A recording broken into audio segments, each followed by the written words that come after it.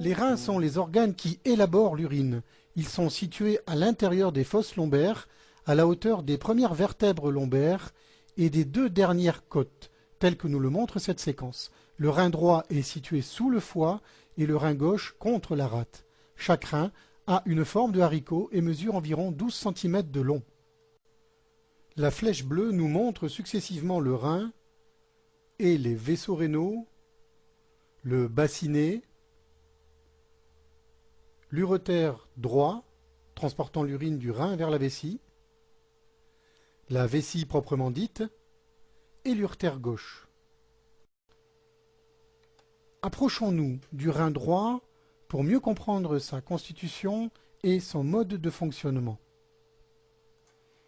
En le faisant pivoter sur lui-même, nous remarquons sa forme typique de haricot, surmontée d'un autre organe de coloration jaune-noir, ce sont les glandes surrénales.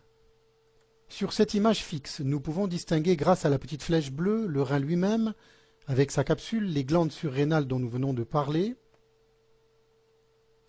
l'artère rénale, la veine rénale et l'urétère dont nous avons parlé au début de l'animation.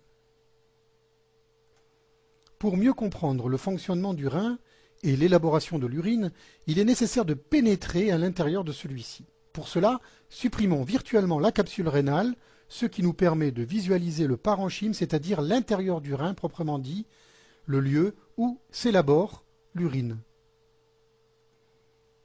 Voici en détail l'anatomie interne d'un rein. Ceci est une pyramide rénale, appelée également pyramide de Malpighi. Voici maintenant une artère arciforme, une veine arciforme, une artère arciforme, une artère interlobaire, une veine interlobaire, les calices où est récupérée l'urine provenant des pyramides de Malpighi, le bassinet, la naissance de l'urétère et l'urétère lui-même. Pour comprendre le mécanisme d'élaboration de l'urine par les reins, il est nécessaire d'entrer à l'intérieur d'une pyramide de Malpighi, dont nous venons de parler. Pour cela, pénétrons en direction de l'une d'entre elles. Il en existe un nombre restreint, soit environ une dizaine en moyenne par rein. Nous voici donc à l'intérieur d'une pyramide de Malpighi. Le rein contient environ 1 million de néphrons. Un néphron est en quelque sorte un petit rein en miniature. C'est dans le néphron que s'élabore l'urine. Chaque néphron comprend un glomérule rénal et un tubule rénal. Nous allons revoir ces éléments en détail pour mieux comprendre la fabrication de l'urine par l'organisme humain. Cette partie de l'animation nous montre un glomérule rénal. Pour mieux comprendre son fonctionnement, il est nécessaire de l'ouvrir, ce qui nous permet de visualiser l'intérieur de celui-ci. Nous constatons qu'il est constitué d'un peloton de petites artères contenant du sang en provenance indirectement des artères rénales. Chaque contraction cardiaque, matérialisée par la flèche violette, permet au sang d'envahir ce glomérule rénal que nous voyons ici. En quelque sorte, le glomérule est perfusé par le sang qui est envoyé dans les vaisseaux et l'urine passe à travers de minuscules trous dans une membrane qui ressemble à un filtre que l'on appelle la capsule de Bowman. L'urine vient ensuite s'accumuler au fond du glomérule. Elle est prête à être évacuée. Un zoom sur le glomérule rénal va nous permettre de mieux comprendre le phénomène de la filtration. Nous voici au niveau de la capsule de Bowman. Ce rapprochement extrême nous permet de comprendre le fonctionnement de cette capsule. Elle joue le rôle de filtre entre le sang et l'urine. Seule l'eau et les petits composants ainsi qu'un grand nombre de déchets du plasma, c'est-à-dire de la partie liquidienne du sang, peuvent passer à travers cette membrane dite basale. Les globules rouges, les globules blancs, les plaquettes et les grosses molécules du plasma sont retenues à l'intérieur de celui-ci.